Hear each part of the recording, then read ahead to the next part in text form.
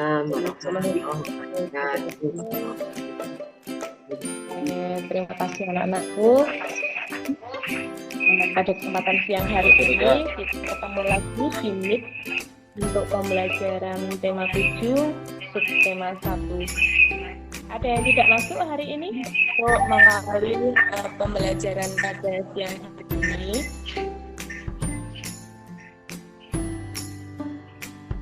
Oke, mari kita awali dengan berdoa bersama. Untuk mengawali pelajaran siang hari ini, marilah kita berdoa. Sempurna berdoa dimulai. Mari kita menyanyikan lagu Garuda Pancasila. Pada hari ini, Ibu akan menyampaikan tujuan pembelajaran yang akan kita capai pada hari ini ya. Yang pertama, setelah mengikuti teks yang disajikan dalam PowerPoint, siswa dapat menganalisis informasi tentang teks suku bangsa dengan benar. Yang kedua, dengan mencermati teks bacaan yang disajikan melalui PowerPoint, siswa mampu merinci kata-kata sulit pada bacaan.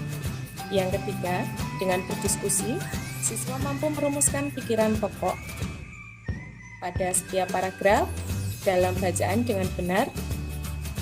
Yang keempat, dengan mencermati teks bacaan dalam buku, siswa mampu menyusun bacaan ke dalam tulisan dengan bahasanya sendiri. Yang kelima, dengan berdiskusi kelompok, siswa dapat menganalisis macam-macam gaya dengan tepat. Dari sebelumnya kita kan sudah mempelajari tentang pantun. Ayo, siapa yang masih ingat? Ciri-ciri pantun itu apa saja? Ciri-ciri pantun adalah satu bait terdiri dari 4 baris. Kan? 2 bait terakhir adalah isi.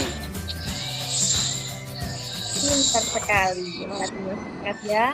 Terus kemarin kita juga sudah menyebutkan contoh pantun. Ayo, siapa yang masih ingat? Coba Ibu beri contoh satu saja. Contoh pantun lain. Contoh pantun pendidikan. Ya. Di antara semak belukar ada ular serta mangsanya. Jika rajin dalam belajar, niscaya pintar dan bijaksana. Suku bangsa mana yang kalian ketahui? Kalian kan di Indonesia kan ada bermacam-macam suku bangsa tuh. Nah, suku bangsa mana yang kalian ketahui? Jawa. Jawa. Jawa pintar. Jawa Iya. Sunda. Suku Sunda pintar. Keberagaman di Indonesia itu banyak. Tidak hanya suku bangsa, tetapi juga agama. Ayo, agama yang diakui di Indonesia itu ada berapa? Islam, Katolik, Hindu, dan Buddha, Konghucu.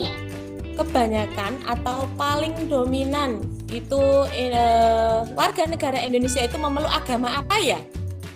Islam. Silakan Mbak Chandra Suku dibaca. bangsa di Indonesia.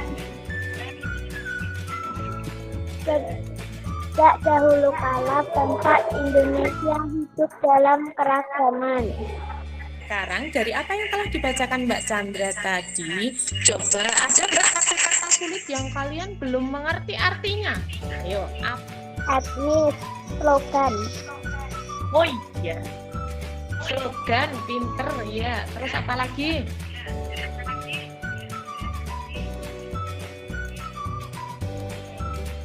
Etnis, Etnis, iya betul.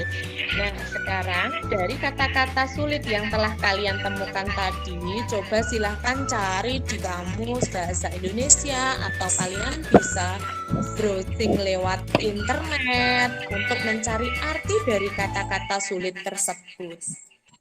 saya sudah Bu. Oh iya, Mas Bidan sudah menemukan arti dari apa ya kata sulit yang mana? Sudah Bu, etnis.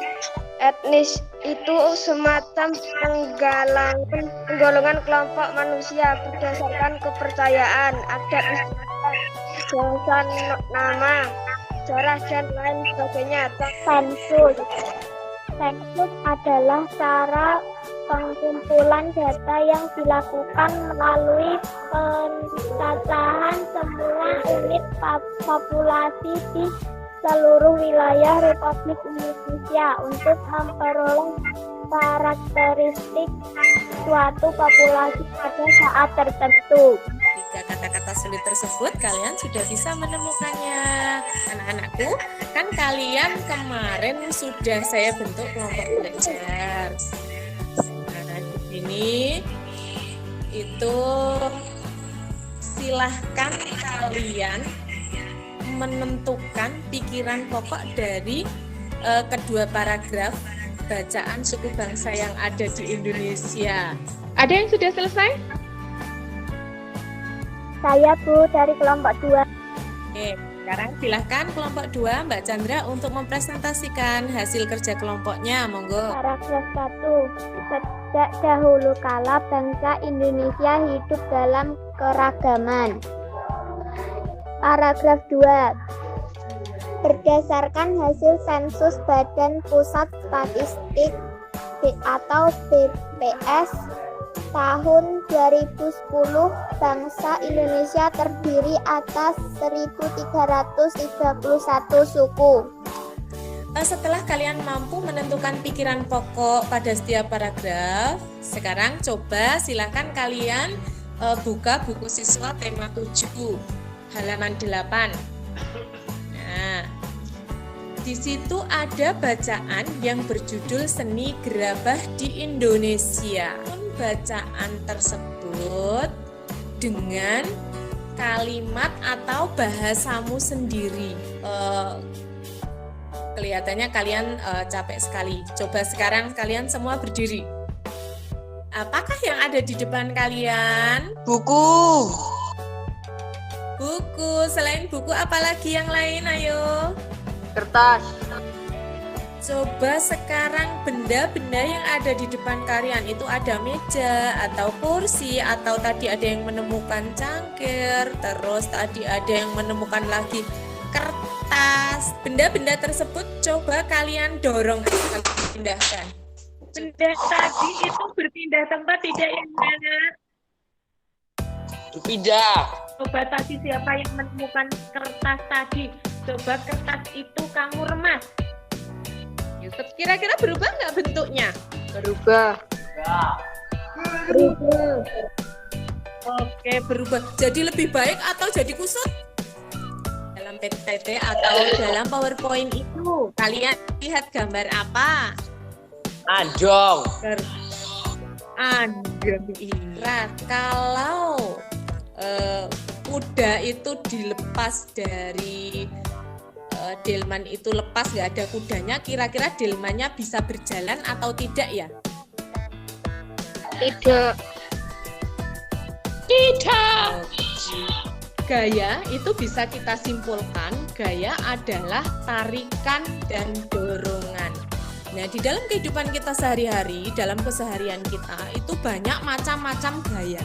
Nah, contohnya itu ada gaya apa saja itu? Ayo. Gaya pegas, gaya gesek, Gaya otot. Gaya listrik. Gaya gravitasi. Gaya magnet. Gaya. Oke, iya. Banyak sekali macam-macam gaya yang ada di sekitar kita, yang kita lakukan setiap hari. Itu nggih. Nah, sekarang kita akan bahas gaya otot ya. Gaya otot itu kalian pernah bersepeda tidak? Naik sepeda tidak? Pernah. Kalau sepeda itu tidak kalian kayuh, kira-kira sepeda itu bisa berpindah tempat atau berjalan tidak? Tidak. Tidak. Nah, karena gaya itu maka sepeda bisa berjalan. Terus meja, di situ ada gambar orang mendorong meja, orang menarik meja, terus ada lagi orang meremas kertas. Nah, semua gaya-gaya itu ada yang menyebabkan benda yang diam menjadi bergerak dan benda yang bergerak menjadi diam. Terus di situ ada meremas kertas, itu apa? Gaya bisa menyebabkan bentuk benda. Gitu.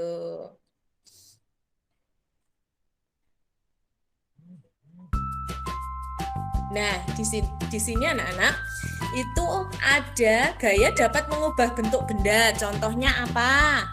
Kaleng minuman kosong akan penyok setelah diinjak keras. Terus di saat kalian bermain plastisin itu bisa berubah bentuk jika ditekan atau diberi gaya oleh tangan kita. Terus lagi gaya dapat menyebabkan benda bergerak menjadi diam. Contohnya apa? Di saat kalian bermain sepak bola, nah itu bola yang melaju kencang akan diam setelah ditangkap oleh kiper. Nah, tahu kan kiper? Kiper apa kiper? Penjaga gawang. Oke, pinter ya, kiper penjaga gawang. Nah, gaya otot juga dapat membuat benda yang semula diam menjadi bergerak. Contohnya, kelereng yang awalnya diam dapat bergerak setelah disentil. Nah, kalian sering main kelereng? Nah, itu. Terus meja yang awalnya diam dapat berpindah tempat apabila kita tarik atau kita dorong. Gitu ya. Oke. Terus anak-anak, untuk menambah pemahaman kalian tentang gaya, di dalam PPT yang sudah saya sharekan di grup WA, itu kalian bisa membuka videonya. Nah, coba di sini di-setelkan videonya ya. Sekarang setelah kalian mempelajari materi tentang gaya, kan kalian berdiskusi menyebutkan contoh-contoh penerapan gaya dalam kehidupan sehari-hari. Sudah Bu, saya dari kelompok 1. Gaya otot. Contoh gaya otot: mendorong mobil, bersepeda, menarik mobilan, menutup pintu. Oke, terima kasih sekali Mas Sarah. Beri salut kepada kelompoknya Mas Adan yang sudah dengan tepat menyelesaikan tugas kelompoknya. Yuk beri tepuk salut. Sip.